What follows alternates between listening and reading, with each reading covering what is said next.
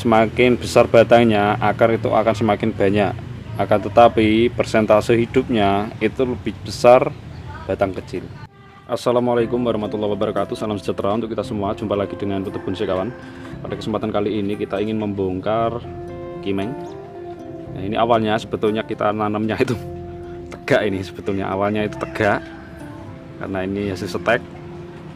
Tapi karena hujan ini lama-lama turun sampai ini membentuk akar gantung sampai tanah akhirnya. Mungkin akarnya yang di dalam itu kurang atau tumbuhnya cuma sedikit. Nah, akhirnya ketika kena hujan ini roboh, turun sampai ini membentuk akar gantung ini sampai nyentuh tanah ini. Ini kita mau bongkar, kemudian nanti kita akan tanam di pot kecil dulu. Nah, ini bekas potongan dulu ketika kita membuat gerak dasar sederhana. Untuk yang atasnya ini nanti bisa kita jadikan bahan setek.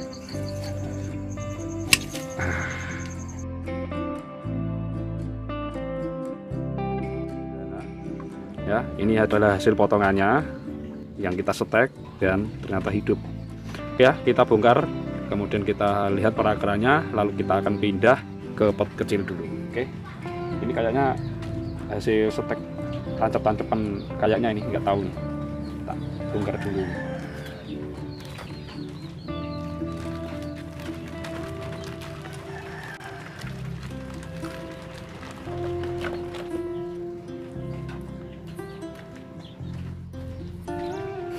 Ini kayaknya ngumpul nih, tak cuci dulu pakai air supaya mudah nanti ngoreknya. Oke, nah ini dia perakarannya. Inilah hasil perakaran dari setek. Liukannya seperti ini, karena dulu memang sudah pernah kita kawati sebelum kita potong, kemudian kita rubah, ini kita potong langsung dan kita setek, ternyata hidup. Ini kayaknya enaknya kita pecah aja ini, karena akarnya ini cukup besar ini, bagus. Kalau misalkan kita pecah ini kayaknya bagus ini nantinya. Oke, kita pecah aja ini. Nah, dan ini hasil nancep-nancep ini, hidup juga ini. Setek kecil-kecil ini, nanti kita tetap tanam. Ya, setek kecil itu malah frekuensinya lebih besar untuk kehidupannya ini. Persentasenya untuk setek kecil itu malah justru lebih besar. Nah, ini buktinya ini. Ya mungkin kelemahannya ya memang untuk akar itu memang sedikit karena batangnya kan kecil. Semakin besar batangnya, akar itu akan semakin banyak. Akan tetapi persentase hidupnya itu lebih besar batang kecil untuk kimeng. Ya, ini kita pecah aja nih. Kita akan pecah. Ini juga batangnya juga melengkung kawan.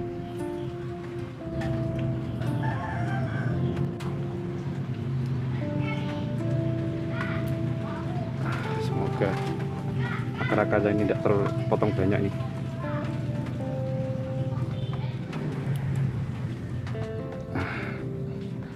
Iya, udah. Kemudian kita pecah yang ini.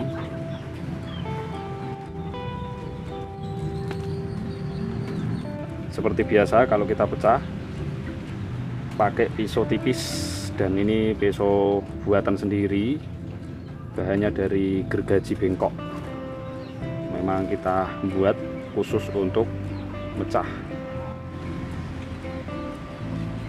Ya, ini kita pecah 4 dulu ini beraninya, untuk amannya saja.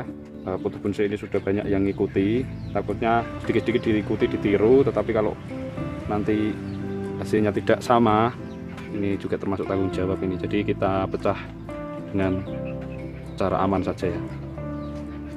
Jadi kita pecahnya 4 supaya aman.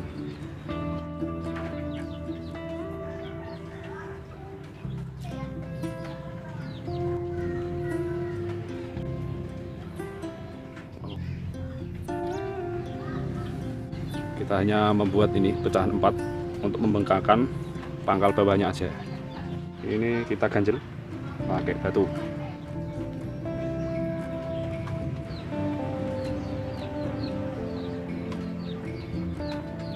Ini sudah selesai.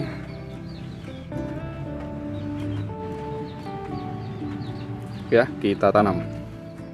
Untuk media tanam kali ini kita menggunakan sekam sama pasir saja, tidak ada tanahnya. Dan kita tanamnya seperti ini, kita gundukkan saja tanpa tak kasih tatakan ini, karena ini masih kecil. Tanpa dikasih tatakan pun tidak masalah. Ini tak potong dulu ini. Nah, tidak dikasih tatakan tidak apa-apa, karena ini masih kecil akarnya. Jadi langsung kita tanam saja seperti ini. Ini akar gantung tetap tak hidupkan nih, walaupun nanti bisa membengkakkan bagian atas, tetapi untuk saat ini tidak masalah, biar bantu suatu saat kita potong. Udah, ini kita kasih medianya pasir dan sekam lapuk.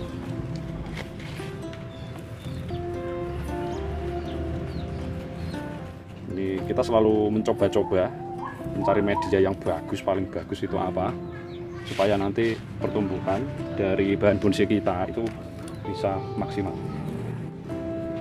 Nah, terus kita kasih kayu penyangga ini, karena kalau tidak dikasih kayu penyangga takutnya nanti roboh lagi seperti awal. Ya, karena ini nemu peralon, ya udah kalau pakai peralon aja penyangga ini.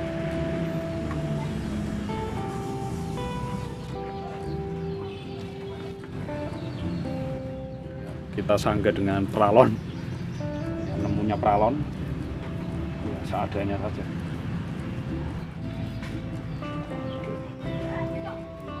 Balik aja.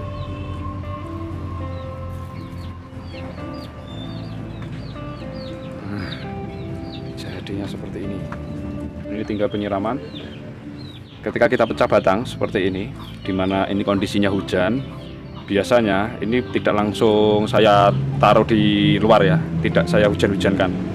Setelah ini kita siram, terus kemudian kita biarkan tidak langsung kena hujan dulu. Biasanya seperti itu, untuk menghindari resiko pembusukan. Karena kalau misalkan curah hujan tinggi, dimana pecah batangnya ini mungkin ada yang sedikit salah misalkan, nah kalau misalkan terlalu becek, kena hujan terus, itu bisa beresiko pembusukan. Makanya ketika kita pecah batang di musim hujan, itu biasanya kita memang tidak langsung kita keluarkan ke halaman. Biasanya kita teduhkan di tempat beratap ya. Setelah beberapa hari tidak ada tanda-tanda layu, baru kita nanti keluarkan gitu. Oke, mungkin itu yang bisa kita sampaikan. Sampai jumpa di video-video berikutnya. Wassalamualaikum warahmatullahi wabarakatuh.